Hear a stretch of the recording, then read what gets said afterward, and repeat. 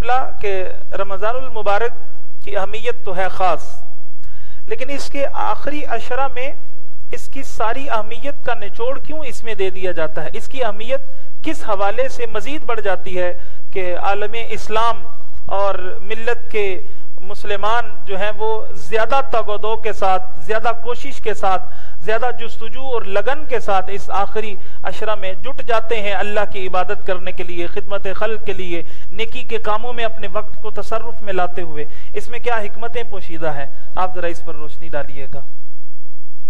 بسم اللہ والصلاة والسلام علی رسول اللہ، اما بعد فقد قال رسول اللہ صلی اللہ علیہ وسلم والآخرۃ خیر وابقا۔ سبحان اللہ۔ اللہ وحدہ لا شریک نے قرآن پاک میں فرمایا کہ آخرت کی زندگی وہ بہتر بھی ہے اور ہمیشہ کی زندگی بھی ہے۔ اللہ تو ایمان والے کے لیے اپنی آخرت کی فکر، اس کی اہمیت زیادہ ہوا کرتی ہے۔ انسان کے اعمال کا دار و مدار جزا اور سزا اور جزا ہے۔ اگر یہ زندگی اچھی گزار کر کے جاتا ہے تو آخرت میں اس کے لیے جزا ہے، اور اگر اس میں ناکامی ہوتی ہے یا اللہ کی نافرمانی میں گزارتا ہے تو آخرت میں سزا بھی ہے۔ اسی لیے قرآن میں اللہ تعالیٰ نے فرمایا فَاتَّقُوا النَّارَ الَّتِي وَقُودُهَا النَّاسُ وَالْحِجَارَةُ کہ تم اس جہنم سے ڈرو جس جہنم کا ایندھن پتھر بھی ہیں اور انسان بھی ہیں۔ تو جہنم سے بچنے کے لیے کہا گیا، اور قرآن کے اندر اگر قرآن کا مطالعہ کرتے ہیں تو اللہ وحدہ لا شریک نے بے شمار جگہ پر جہاں پر ایمان کے ساتھ ساتھ جنت کے مناظر کو بیان کیا ہے، جنت کی صفات کا بیان کیا ہے، تو جہنم سے ڈرایا بھی گیا ہے، اس جہنم سے ڈرو۔ یہی وجہ ہے کہ یہ جو برکتوں والا مہینہ ہے رمضان المبارک، اس کو 3 حصوں میں تقسیم کیا گیا۔ ہمارے پیارے آقا صلی اللہ علیہ وسلم فرماتے ہیں اس کا پہلا عشرہ عشرہ رحمت ہے، دوسرا عشرہ عشرہ بخشش ہے، مغفرت ہے، اور تیسرا جو عشرہ ہے وہ جہنم سے آزادی کا عشرہ ہے۔ تو یہ عشرہ ہمیں تیسرے عشرے کا جو آغاز ہو چکا ہے، اس عشرے میں ہم نے جہنم سے آزادی سے بچنا ہے، جہنم سے آزادی حاصل کرنی ہے، جہنم میں جانے سے بچنا ہے۔ تو کیسے بچیں گے؟ وہ اعمال کرنے ہیں کہ جو ہمیں جنت کی طرف لے کر کے جائیں، اور ان اعمال سے بچنا ہے جو اعمال ہمیں جہنم کی طرف سے لے کے جائیں۔ اب دیکھیں پیارے آقا صلی اللہ علیہ وسلم تشریف فرما ہے، صحابہ اکرام علیہ رضوان کا جمع غفیر ہے۔ نبی رحمت صلی اللہ علیہ وسلم نے صحابہ سے ایک سوال پوچھا، اے صحابہ بتاؤ مفلس کون ہے؟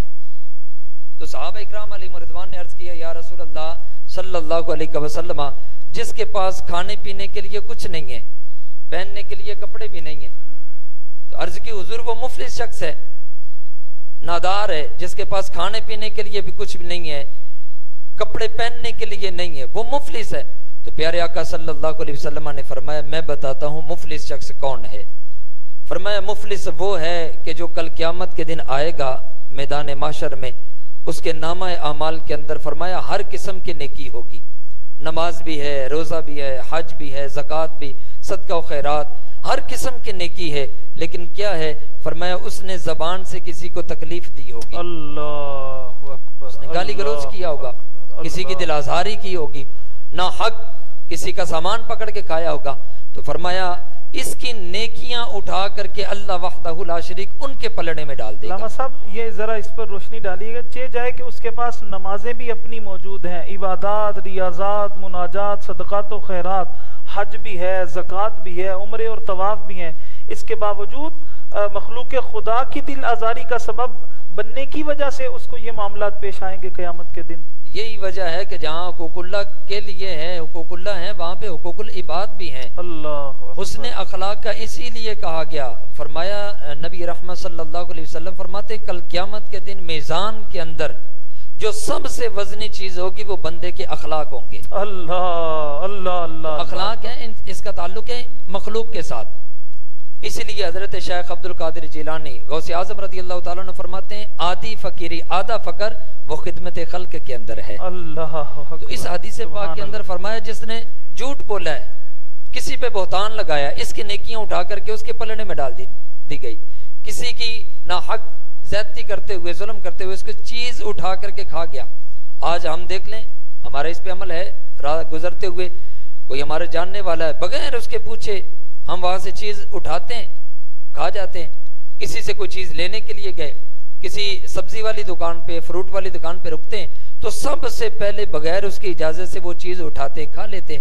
تو کہا اس نے ناحق کسی کا کوئی چیز کھائی ہوگی تو اس کی نیکیاں اٹھا کر کے اس کے پلڑے میں ڈال دی جائیں گی، حتیٰ کہ یہاں تک کہ فرمایا اس کی ساری نیکیاں ختم ہو گئی۔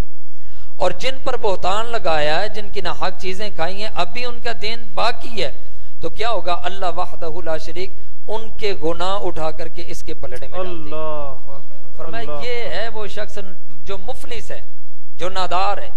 اس لیے یہ جو عشرہ ہے یہ ہمیں اس بات کی طرف توجہ ضرور دلاتا ہے کہ پہلے عشرے کے اندر ہم نے اللہ کی رحمتوں کا حصول کیا، اللہ کی رحمت برسی ہم نے اس کو حاصل کیا، دوسرے عشرے کے اندر ہم نے اپنے گناہوں کی بخشش مانگی، اب یہ تیسرا عشرہ ہے جو جہنم سے آزادی کا عشرہ ہے۔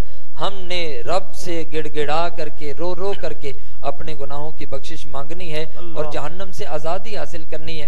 کہیں ایسا نہ ہو ہمارا شمار ان میں ہو جائے کہ نبی رحمت صلی اللہ علیہ وسلم جب ممبر شریف پر تشریف لے جا رہے تھے تو تینوں سیڑھیوں پر آپ نے آمین کہا۔ وقت کی قلت کے پیش نظر میں صرف اختصار کے ساتھ وہ حصہ پیش کر رہا ہوں کہ حضرت صحابہ نے پوچھا یا رسول اللہ آج سے قبل ہم نے نہیں دیکھا، آج کوئی نیا حکم آ گیا؟ فرمایا میں جب پہلی سیڑھی پہ قدم رکھا تھا تو جبریل امین علیہ السلام نے ایک قسم کے لوگوں کے خلاف دعا کی تھی۔ وہ دعا یہ تھی کہ ہلاک تباہ ہو جائے، برباد ہو جائے وہ شخص جو رمضان پائے اور اپنے گناہوں کی بخشش نہ کروا سکے۔ تو یہ رمضان کی برکتوں والی گھڑیاں ہم سے رخصت ہو رہی ہیں، چند ہی دن باقی ہیں، 6 سے 7 دن باقی ہیں، کہیں ایسا نہ ہو کہ ہم محروم رہ جائیں ان سے۔ ابن ماجہ کے اندر یہ روایت موجود ہے، حضرت انس ابن مالک رضی اللہ تعالی عنہ حدیث پاک کے راوی ہیں۔ نبی رحمت صلی اللہ علیہ وسلم نے فرمایا صحابہ تمہارے پاس ایک عظمت والا مہینہ آ رہا ہے، اس مہینے کی قدر کرو۔ فرمایا اس میں ایک رات ایسی ہے جو 1000 مہینوں سے افضل رات ہے، ایک رات 1000 مہینوں سے افضل رات ہے۔ فرمایا جو اس رات میں محروم کر دیا گیا، حقیقی معنوں میں وہ ہر چیز سے ہی محروم کر دیا گیا۔ ایسا نہ ہو کہ ہم محروم رہ جائیں۔ اللہ وحدہ لا شریک اس عشرے کو بالخصوص ہمیں عبادات میں، اور یہ حضور علیہ الصلوۃ والسلام کا معمول بھی رہا، اس عشرے کے اندر حضور علیہ الصلوۃ والسلام کی عبادات بڑھ جایا کرتی تھی، آپ عبادات میں مزید بڑھا دیا کرتے تھے اور سارا وقت اللہ کے ذکر میں عبادات میں گزارا کرتے تھے، اس لیے کہ ہماری جہنم سے آزادی ہو جائے۔ اللہ ہم سب کو جہنم سے آزادی نصیب فرمائے۔